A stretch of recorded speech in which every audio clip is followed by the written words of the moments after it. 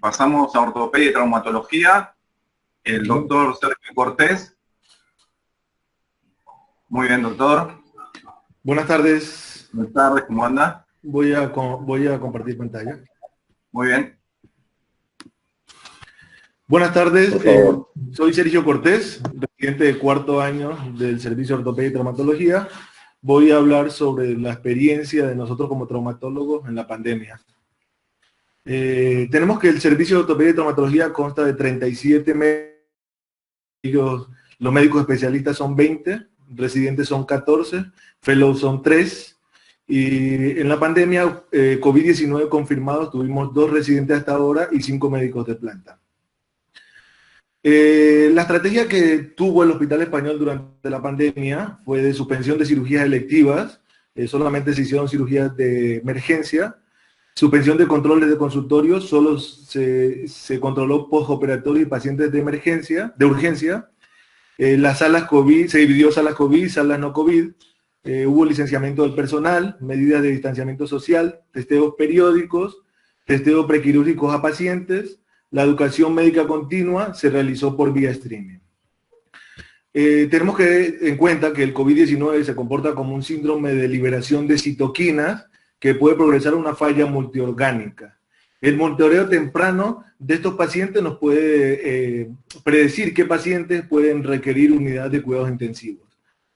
Igual el mecanismo que actúa el COVID es igual el mecanismo de politrauma severo que nosotros vemos como traumatólogos, ¿ya? Se evidenció que en pacientes prequirúrgicos con COVID-19, que eran asintomáticos, posterior a la cirugía presentan una larga respuesta inflamatoria, pudiendo requerir UTI y aumentó su mortalidad.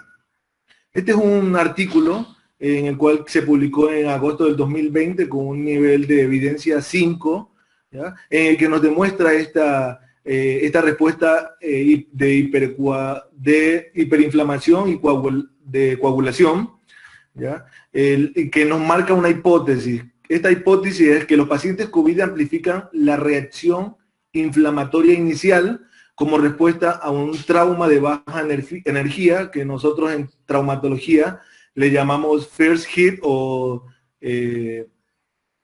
primer impacto, ¿ya? La cual no era evidente en preoperatorio. El estado secundario de la hipercoagulación e incremento inflamatorio podría llegar a entrar en una falla respiratoria, a un tipping point, ¿ya? Esta es una imagen en la cual podemos observar lo que acabo de decir, que la respuesta del sistema inflamatorio en los pacientes no COVID, comparándola con los pacientes COVID, que es parecida al politrauma, ¿ya? Este es otro artículo que da la importancia, nosotros que estamos en un hospital que atendemos pacientes adultos mayores, gerontes, ¿ya? Que nos explica que la fractura de cadera es muy importante operarla, ¿ya? En este gráfico de la izquierda que podemos ver la línea verde, ¿ya? Nos indica la probabilidad de sobrevida a los pacientes que se operan, y se ve claramente que es mucho mayor a los pacientes que se operan. O sea, es importante operar a los pacientes con fractura de cadera, ¿ya? Y este estudio nos da una prevalencia de mortalidad al año del 84,4% y a los pacientes que se operaron del 36,4%. Acá tenemos un artículo que se hizo en Nueva York, que nos habla de la mortalidad por la fractura de cadera. Comparan 138 fracturas de cadera versus 115 en el mismo periodo del año 2019, lo cual, como resumen, nos da que el índice de operados y no operados no hubo muchas diferencias significativas, pero hubo mayores números de complicaciones en este año, como también la mortalidad aumentó, se cuadruplicó a los 30 días. ¿Ya? De 2,7 versus 12,3% en la misma fecha. ¿Ya? Este es otro artículo que es de Italia, lo que nos recalca que la cirugía temprana mejoró los parámetros respiratorios y que los pacientes con comorbilidades y con presentación crítica no se deberían operar. Este es otro artículo que es de España, la cual ellos estudiaron la cantidad de pacientes en este hospital y veían la prevalencia de las infecciones también nosocomiales.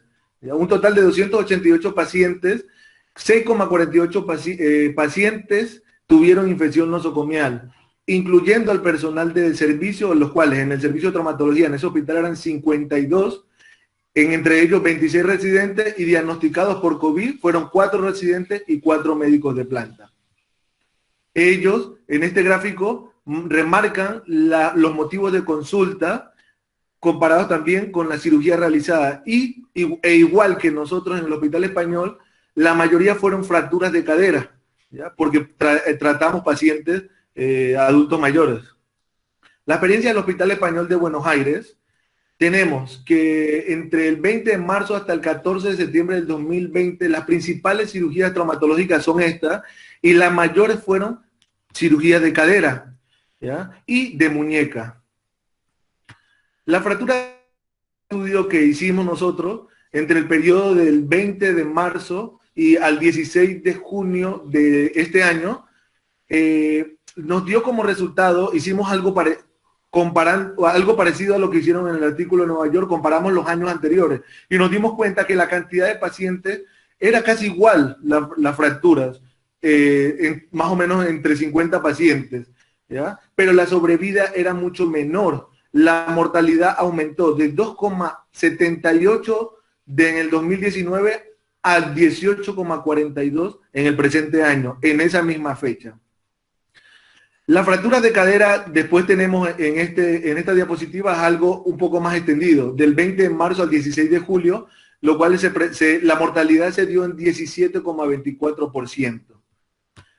Bueno, como para llevar a casa tenemos que el COVID-19 se trata de una enfermedad respiratoria con componente proinflamatorio y protrombótico que puede progresar a una falla multiorgánica. Hemos realizado solo cirugías de urgencia.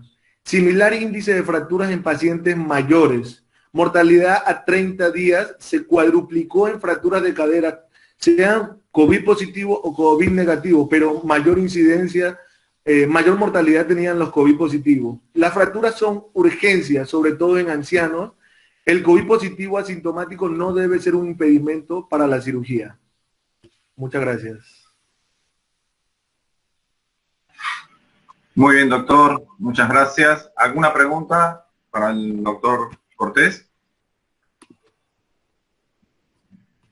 Bueno, si no hay preguntas, gracias, doctor. Muy buena la exposición. Muchas gracias. Muy bien. Pasamos al servicio de otorrinolaringología. Va a hacer la presentación la doctora Isabela Toledo. Doctora.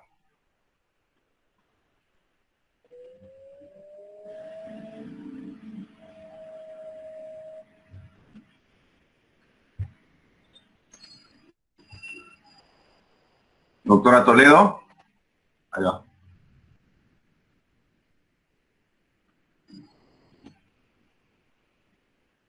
Hola, ¿cómo están? ¿Qué tal, doctora? Adelante. Se ve la presentación. Hay que poner en presentación. Perfecto, ahí la pongo. Bueno, buenas tardes a todos. No se te escucha, Isa.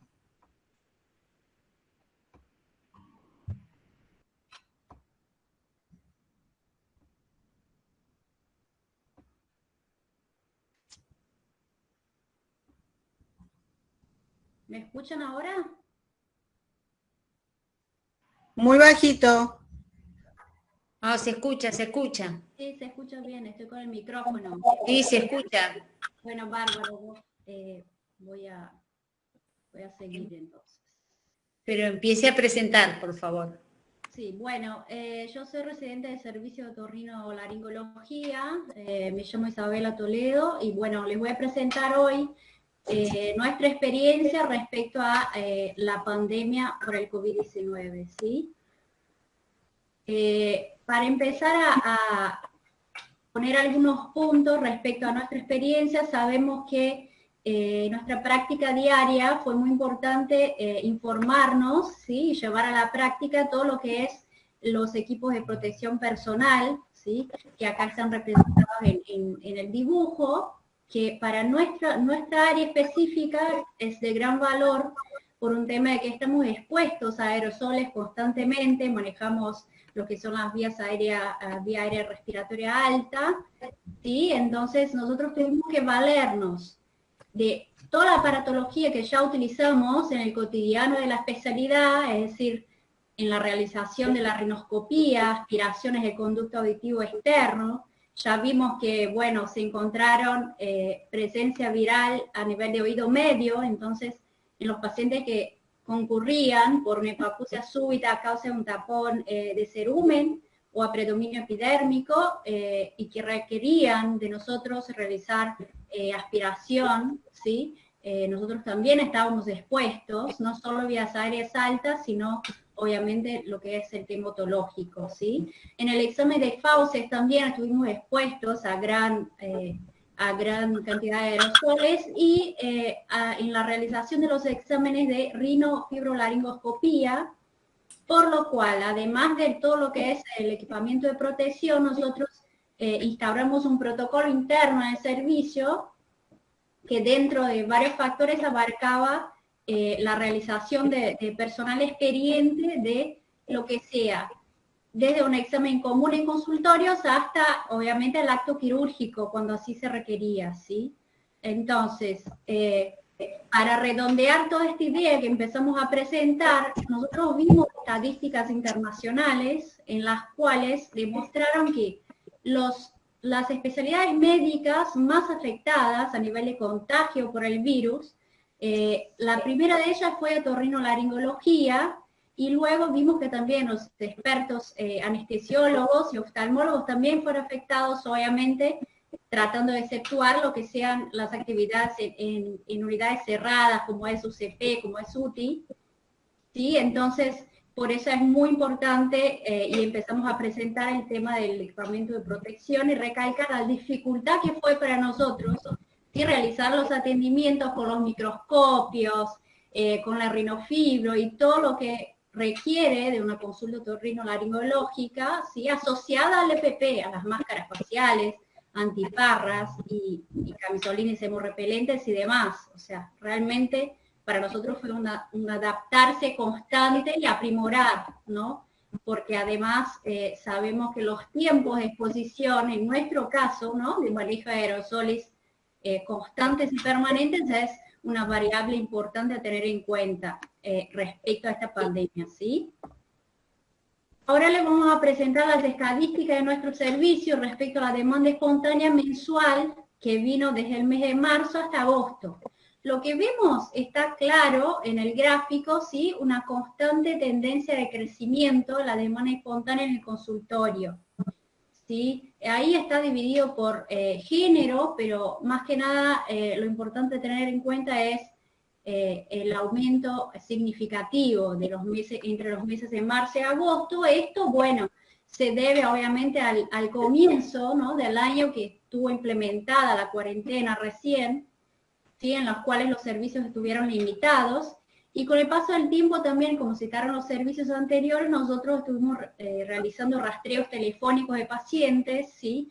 Que así requerían consultas, sean telefónicas o permanentes, y eso además, ¿no? de la información creciente respecto al virus y a la enfermedad y a las consultas que requerían presencia del paciente en el consultorio, vimos que el número de atención fue creciendo a la medida del paso del tiempo, ¿sí? Este es un gráfico que representa todo lo que estuvimos viendo de demanda espontánea, predominio del área de otología, ¿sí? Pero también tuvimos otras atenciones respecto a los diversos sectores de la especialidad. Respecto al área de rinología de los pacientes que estuvimos atendiendo, el predominio de atención fue a casos de epistaxis. Ahí podemos llegar a abrir una interrogante que hoy en día nos hace pensar que obviamente los pacientes de nuestro hospital que tienen comorbilidades importantes, ¿sí? Son pacientes polimedicados, anticoagulados y demás, si tiene alguna implicancia, ¿sí? La cuarentena en lo que es un seguimiento más distante, por así decirlo, y la pausa en el acompañamiento que tenían normalmente en el día a día, si eso influyó a que los pacientes concurrieran después, en el tiempo con la pandemia, al consultorio, a la guardia, ¿sí? En los casos de enfermedades que por ahí no tuvieran, si tuvieran la asistencia normal, ¿no? Sin el evento de la pandemia. Después lo de otología, es a título informativo nomás, todo lo que estuvimos viendo de los pacientes. Importante es recalcar que tuvimos atenciones en lo que es, obviamente, la extracción de tapones de cera, que también, como citar un dato curioso nomás, la presencia ya de investigaciones que demuestran la presencia del virus en oído medio. Entonces, obviamente es un tapón de cerumen o a predominio epidérmico que uno va a realizar el acto de succión o un lavado según la análisis de cada paciente, y va a estar expuesto también, ¿no? al virus a realizar la actividad. De nuevo, importante lo que es el tiempo de exposición y la aparatología necesaria para el atendimiento de todos los pacientes, ¿sí? En laringología también dividimos las áreas en que estuvimos viendo los pacientes en demanda espontánea, ¿sí? Otoneuro, algunos pacientes a citarse que concurrieron por causas de vértigo, acúfenos, inestabilidad, mareos y crisis de Meniere, ¿sí? En los casos de los pacientes, por ejemplo, que estuvieron en urgencias, en demanda espontánea, nosotros vimos que masivamente el primer motivo de consulta fueron los episodios de epistaxis, ¿sí? Que interrogante podemos ver que sería de repente pacientes medicados que tuvieron el break de acompañamiento durante la pandemia. Entonces, obviamente, esto favorece a que uno venga más tarde, ¿no? Y esté no tan bien controlado respecto a la medicación y sus enfermedades. Y también otro interrogante importante es, el segundo motivo de consulta de guardia de nuestro servicio fue la hipoacusia súbita.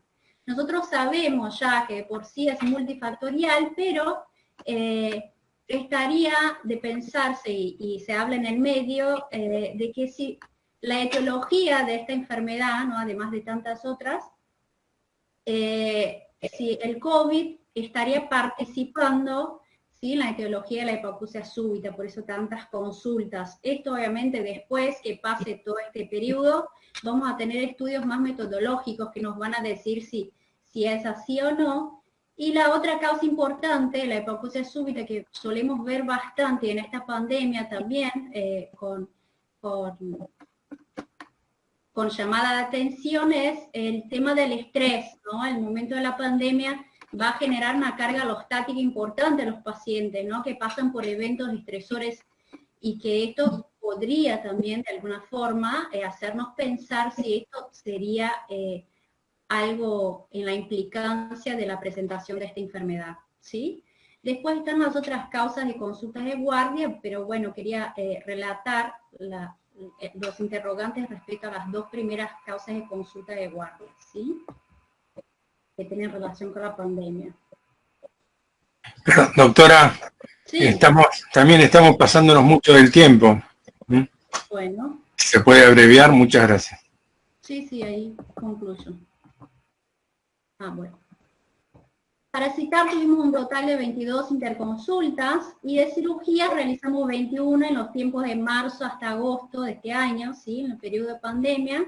Ahí están detallados, solamente para recalcar que de todas las cirugías fueron 5 traqueostomías, dentro de ellas 2 fueron en contexto de pacientes COVID positivos, que requirieron protocolos específicos para tratar de exponernos con seguridad, ¿sí? Nuevamente, obviamente los pacientes que fueron traqueostomizados en contexto de COVID fueron a causa de ARM prolongado, ¿sí? Para evitar las complicaciones.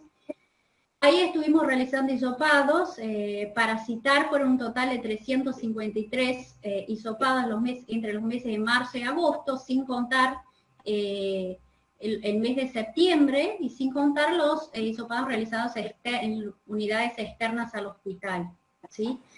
Bueno, para citar nomás, nosotros, como fue motivo importante de la charla que hicimos explanarles fue realmente de nuestra especialidad la exposición importante que tuvimos para el poco contagio de personal. Nosotros somos en total de 21, ¿sí? En el servicio, contando las licenciadas en fonoaudiología y los 2 secretarios que estuvieron alternando en el servicio, y tuvimos solo 3 médicos contagiados.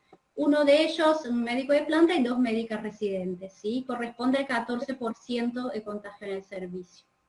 ¿A qué se debe eso? Bueno, obviamente a la aplicación práctica, ¿sí? De lo que es la correcta utilización del equipamiento de protección, ¿sí? Y a toda una logística que tuvimos que establecer en el servicio, que no es de dimensiones muy grandes respecto al área, y organizarlo de forma que estuviéramos más seguros y disminuir la probabilidad del contagio, ¿sí? Bueno, esta es la última diapositiva. A título informativo nos gustaría compartir uno de los síntomas que fueron muy discutidos en esta enfermedad, que es la hiposmia y anosmia. El olfato en general no suele ser una información manejada por la mayoría de los médicos, ¿sí? Que en condiciones normales es un sentido que nos favorece lo que es la alerta y prevención, y en el contexto COVID además se agregó el criterio diagnóstico de posible enfermedad, ¿sí? COVID. Esto empezó porque en Alemania 2 de cada 3 pacientes COVID positivo presentaron anosmia, entonces se empezó a investigar, ¿sí? ¿Cómo se altera el olfato en contexto COVID? ¿Sí? Nosotros tenemos un neuroepitelio olfatorio que en términos de área, estamos hablando de 1,5 a 2,5 centímetros cuadrados, que representa 10 a 15 millones de células, ¿sí? Este epitelio, neuroepitelio, va a tener un ciclo de renovación a cada 3 meses y se conoce desde siempre lo que son las anosmias postvirales, ¿sí? En el caso del COVID, la pérdida del olfato está relacionada a lo que son... Doctora, disculpe, pero la verdad que estamos muy... Sí, es la última, pero se está haciendo demasiado largo, así que defina rápido, por favor. Bueno, la anosmia postviral en el contexto COVID se da la congestión primaria en las células del neuroepitelio, que va a mermar la función de estas células, que obviamente está explanada en lo que es la unión de los receptores AC2 con la proteína S viral, ¿sí? La recuperación promedio del olfato, de la anosmia y hiposmia, se da entre 8 o 9 días y puede durar hasta 1 a 3 años. Y los tratamientos implantados, si bien no hay un consenso general, pero emplean el uso de corticoidoterapia bioral o tópica, y también hay lugares en que se emplean la rehabilitación olfatoria y uso de antioxidantes, ¿sí? Así que muchas gracias. Gracias, doctora. Bueno, muy amable. Vamos a seguir con el servicio de urología, con la doctora Florencia Vecchio, por favor.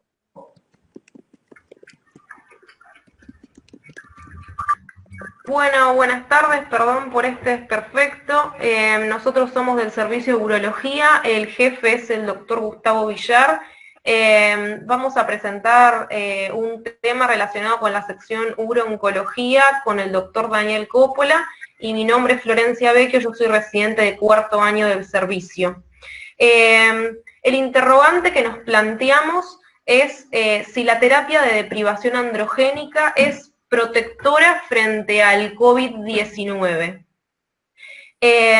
Antiguamente llamábamos a la terapia de deprivación androgénica castración química, hablando en términos generales, y bueno, nos preguntamos si esto es un factor protector frente a la infección por el virus. ¿Qué utilizamos para realizar esta terapia? Se puede lograr de 2 maneras, bien suprimiendo la secreción de andrógenos o inhibiendo su acción. ¿En qué casos en el servicio utilizamos esta terapia? La utilizamos en el cáncer de próstata, ya sea localmente avanzado y también en su estadio avanzado. Es un pilar muy importante para nosotros en el tratamiento de cáncer de próstata. En todas las alternativas de tratamiento siempre es uno de los pilares que utilizamos. ¿En qué nos basamos para plantearnos este interrogante, bueno, nos vamos a remitir un poco a la biología molecular. En el cromosoma X se encuentra el receptor androgénico. Al activarse este receptor androgénico, se activa una serina, que es una proteasa, que se llama TMPRSS2. En el cáncer de próstata, si recordamos un poco, en un 40 o un 50% hay una traslocación entre dos cromosomas, entre dos genes, que se llama TMPRSS2-ERG. Entonces, ¿en qué traducimos esto? En que en el cáncer de próstata, por la acción del receptor androgénico, está justamente aumentada esta proteína TMPRSS2. Por lo tanto, lo que vamos a decir más importante, y por qué hablamos de esto relacionado con el COVID, es que justamente cómo se activan los picos virales, las proteínas, las fights que tiene en su superficie el virus del coronavirus. Esta proteína de la que estuvimos hablando prepara estas puntas para que en la célula del virus pueda ingresar a la célula humana a través de la enzima liberadora de angiotensina. Entonces, nos resumimos todo esto en que la castración química, esta de la que estamos hablando, que es nuestro pilar fundamental en el cáncer de próstata,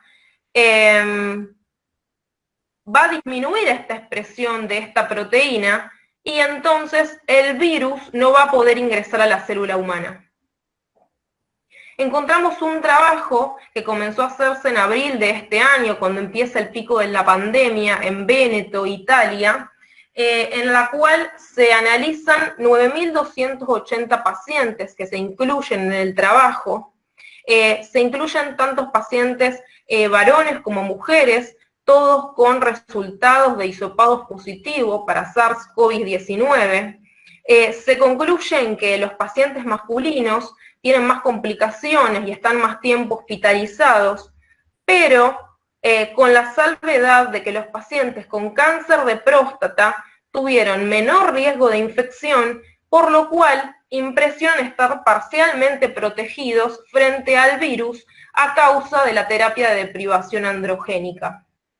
Pusimos en la presentación una tabla ilustrativa que es del trabajo que le estamos nombrando, en el cual se comparan pacientes sin antecedentes oncológicos, pacientes con patología oncológica y pacientes con cáncer de próstata. Y es notable la diferencia en que los pacientes con cáncer de próstata tratados con terapia de deprivación androgénica tienen menor riesgo de infección que pacientes con otras patologías oncológicas. Esto lo llevamos a nuestro servicio, a nuestra experiencia. En el servicio tenemos pacientes con esta terapia en un número de 210 pacientes. Y lo que concluimos es que solo un 4% de nuestros pacientes tratados con terapia de deprivación androgénica fueron positivos para COVID. Es decir, que con esto podemos concluir diciendo de que la terapia de deprivación androgénica disminuiría la incidencia del SARS en pacientes con cáncer de próstata. Hay en este momento realizándose trabajos que están en fase 2, por lo cual todavía no están publicados, en Francia y en España, que apuntan a poder realmente aseverar esto que estamos planteando. Bueno, esta fue nuestra presentación. Muchas gracias. Muy bien, doctora. Muy bien, muchas gracias. ¿Alguna pregunta para la doctora Vecchio? ¿Alguien quiere hacer una pregunta? Si no, ya pasamos a las autoridades de la jornada. Doctora. Doctor Benaula. Sí, gracias. Estaba escribiendo, estaba felicitando acá por chat. ¿Hablo yo, Liliana, ahora? Hable, mijo. Hable, presidente. Gracias, mijo. Bueno, vamos a concluir esta jornada. Yo simplemente, lo primero que debo decir es que tengo una enorme satisfacción. Creo que ha sido realmente exitosa esta jornada organizada, incluso en poco tiempo y por esta vía, donde hubo una gran asistencia online de 178, me avisó Liliana, hubo 178 personas, creo, en algún momento conectadas. Sí. Y bueno, tuvimos algunos inconvenientes técnicos, pero fueron irrelevantes, realmente. Yo creo que las presentaciones fueron muy buenas. Antes que nada quiero agradecer, ¿no?, a la intervención del hospital que autorizó la realización de este evento, a la profesora doctora Nicolosi, que me nombró presidente del comité científico, a los jefes de servicio que integraban el comité científico y me aceptaron y me apoyaron, y sobre todo a todos los que han participado. Los trabajos fueron realmente excelentes y de todo tipo. Yendo específicamente a la actividad científica, estuve anotando aquí, tuvimos 17 presentaciones, 17 servicios presentaron su actividad. Estos tuvieron, algunos servicios tuvieron un espacio mayor debido a las características especiales de los mismos dentro del contexto de esta pandemia. Dentro de esas 17 comunicaciones hubo todo tipo de presentaciones. Hubo un ensayo clínico presentado, 6 casos clínicos con actualización del tema, todos actualizaban su tema, 3 estudios analíticos, 6 actualizaciones de temas sin presentación de casos y 5 análisis estadísticos. Yo creo que eso está siendo grabado, espero que en algún momento podamos tenerlo para disfrutarlo o que se difunda. Y eso es todo lo que quería decir, les agradezco a todos enormemente y le doy la palabra a la presidenta de la jornada. Bueno, muchas gracias. No tengo mucho más que decir, que agradecerles a todos por haber trabajado intensamente estos días para llevar a cabo esta jornada, experiencia y enseñanzas durante la pandemia COVID-19. Agradecer a la ayuda inestimable del profesor Rolando Gianaula, a todo el comité científico, al comité organizador, han trabajado todos en forma impecable. Acá nuestro querido soporte informático, el ingeniero Horacio Espino, han sido todas presentaciones excelentes, y lo que ha demostrado esto es que el Hospital Español sigue de pie, y a pesar de la pandemia, la excelencia académica sigue siendo uno de los... Me emociona. Así que iban a pensar que no me iba a emocionar, me emociona. Así que fundamentalmente porque permitió que nuestros residentes mostraran todo lo que han aprendido y que esta experiencia, esta trascendental experiencia de transitar una pandemia como lo que estamos atravesando, les haya servido para capacitarse. Y eso es lo que han demostrado, siempre tutelados por sus jefes, y también en esta jornada hemos visto que el hospital ha hecho casi todo. No ha habido práctica que no se dejara de hacer, todo se ha hecho con seguridad y siguiendo las normativas vigentes, y ahora estamos enfrentando esta nueva etapa de atender a los pacientes con demanda contenida, como muchos de ustedes han mencionado en sus distintas presentaciones. No quiero demorarlos más. Muchísimas gracias a todos, a seguir trabajando. Alto. Liliana, vos ibas a anunciar algo. No, sí, ahora lo voy a decir. Ah, pensé que te estabas olvidando. No, no me voy a olvidar. Agradecerles a todos, y ahora un nuevo desafío. Esta fue una jornada médica y el objetivo fundamental era que nuestros residentes se expresaran. Pero tenemos una nueva convocatoria, porque esto no para, señores. Así que el 8 de diciembre vamos a hacer las jornadas del Hospital Español de de todos los integrantes del Hospital Español. Así que vayamos preparando, porque esta vez sí, los servicios tendrán que hacer sus presentaciones y todos los otros servicios auxiliares, como los trabajadores sociales, como enfermería y demás, van a estar presentes en esta jornada. Así que nos vemos el 8 y seguramente va a ser una jornada del Hospital Español exitosa. Esperemos que sea presencial y si no, contaremos nuevamente con la ayuda inestimable del ingeniero Espino. Muchas gracias a todos, que tengan buenas tardes y un beso de corazón.